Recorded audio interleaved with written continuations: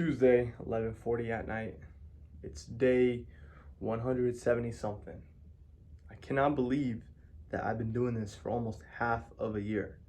That's crazy. Time flies, man. It really does. So let's get straight into it. If you're new to this, I basically talk about myself building my business and the business models, LBOs. We're buying businesses using leverage. And yeah, let's get straight into it. So today, I woke up really, really early, around 6, somewhere around 6. I think like 6:10 or something. But I went to the gym in the morning and I went to work right after. And I did some cold calls. When I say some, I'm talking about like 100 to 120, something like that. And these are cold calls for QLA, for buying businesses.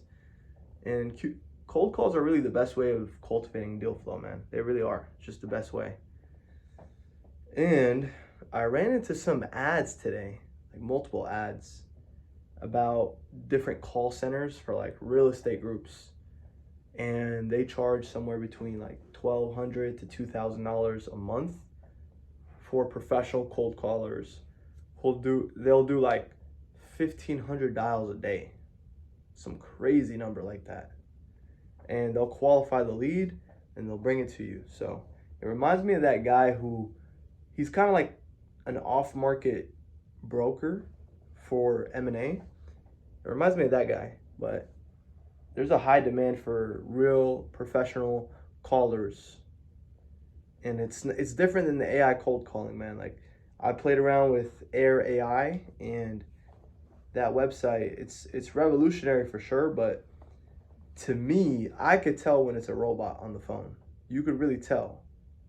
It sounds like a robocall. Like, it's not super advanced. I just honestly, like, after today, I'm starting to have a hard time understanding like AI and like why it's so revolutionary. Like, yeah, I use ChatGPT, I use ChatGPT 4, and I use it instead of Google. Like, yeah, sure, it could understand like conversations, but like, yeah, like it's good with Excel. It's good with like automating certain things, but that's the same as like a computer. Like, why is that any different than a regular computer? Regular programming. Like, what's so special about AI? I think AI will be crazy whenever they connect the hardware and the AI together. Like, for example, Neuralink. Whenever Neuralink is like a big thing, AI is going to be insane. Or, for example, if you connect AI with kind of like Tony Stark when he had those robots that would like fix things for him, or like an R2D2 or something like that. Like, AI with hardware could make something pretty useful. Imagine if there's droids that are like in the wars and everything, just like Star Wars. That'd be kind of crazy, but I really can't imagine what AI could do. I just think it's kind of like a overhyped sort of thing right now. Like, any kind of AI company could raise money like that. It's really insane. But all of them just seem to rip off ChatGPT. Like, none of them seem special. But anyways, I only did like 100 to 120 cold calls today. And I saw that ad and people are doing like 1,500 calls a day. And I saw some comments of people saying like, yeah, it's possible. When I was a stockbroker, I used to do this, and that. And yeah, it's just kind of wild. Now, I know for a fact that cold calling like homeowners is different than cold calling like business owners. It's very different. It's a different process. Like, when you're cold calling homeowners, it's very much like a numbers game. Like, you speak direct to the guy. Yeah, I'm not gonna say I'm tempted to join anything like that, but it tempts me to kind of want to build a sales team, because I'm in sales right now. Like, I had a guy who was doing the sales for me, but I kind of went about it the wrong way. Not saying anything bad about him, of course.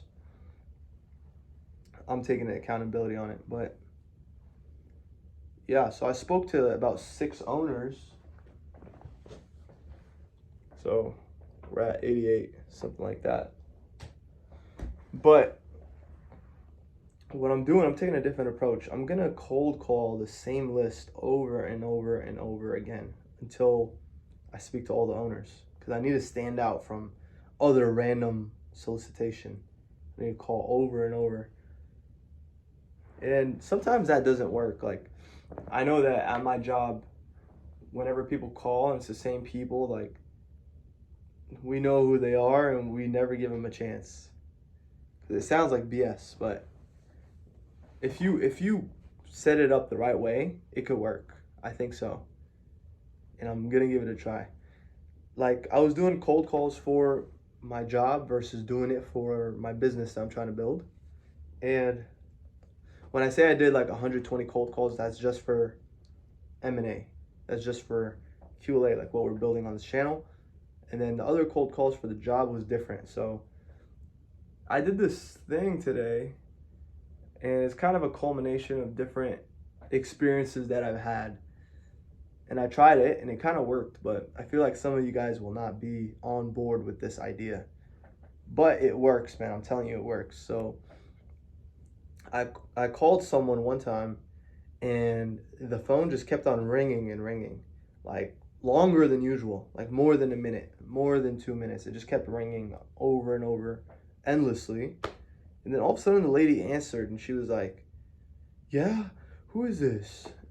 I kind of worried, and I got into it. I was explaining who I was and why I'm calling, and she's like, "Oh my God, like I thought there was something wrong, like something happened, because like you called me 10 times.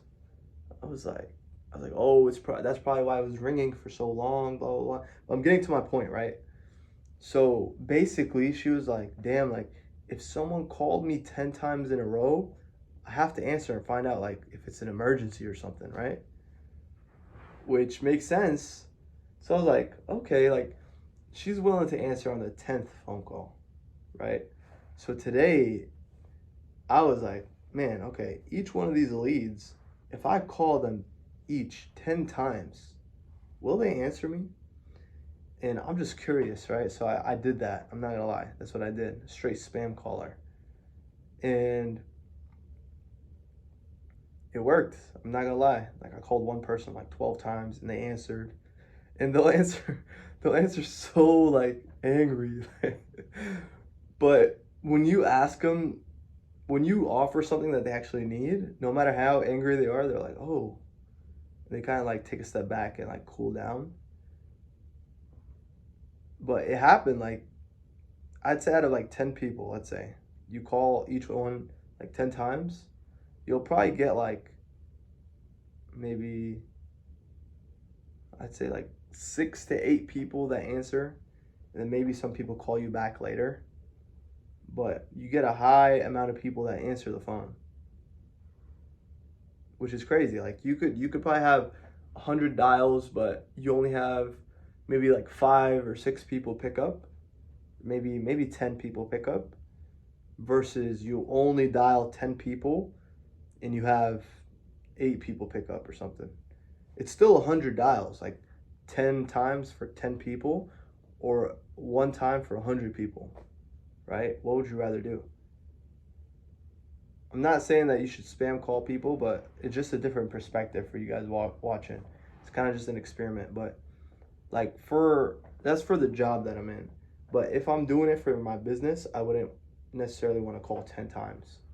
I would want to call 10 times over time, not in the same exact moment.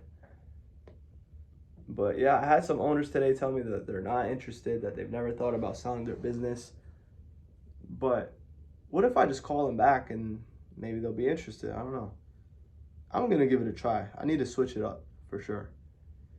I definitely have some solid leads right now and I'm cultivating them, but that kind of takes some time, man. It just takes time for that to happen. So in the meantime, we're going to keep attacking. But yeah, that's kind of the update. I do want to knock out early today. And also it's the end of Ramadan. So that's good. So I could get back on like a more consistent track of my day. Okay, and then some research I've done today. So I always research billionaires, right? And I researched this guy. His name was Justin Ishbib, I think it was Ishbib or something like that. He has done 1,000 M&A transactions. He's in the private equity space, and they strictly specialize in like lower middle market deals. So they'll do multiple roll-ups at the same time, and this guy's worth $5 billion. And he's also a Jew. Like all the people I've studied so far in finance, they're all Jewish. But his thoughts was extremely interesting, and he takes a different approach. Like he's worth 5 billion, but he only does small deals versus being worth like 4.1 billion, like Brad Jacobs, for example. He does only big deals. Something I was watching some interviews today of Brad Jacobs, and he was talking about how he looks at different currencies, right? So he looks at like the dollar amount versus like people's time, like that's a currency, versus like he mentioned like five things, right? But back to the point of like people's time, he was saying that his goal is to have the whole entire company work collectively on one mission and have an extreme focus, right? On every single position. He wants to create like a super organism, like ants. Like whenever ants work together and they create like a bridge, it's like one super organism. That's his goal. Like he thinks about it in currencies. So he mentioned like his company has like 6 million hours of manpower every single week. And his job is to basically allocate the 6 million hours towards whatever he wants. And that's a unique perspective to have, man. It really is. But yeah.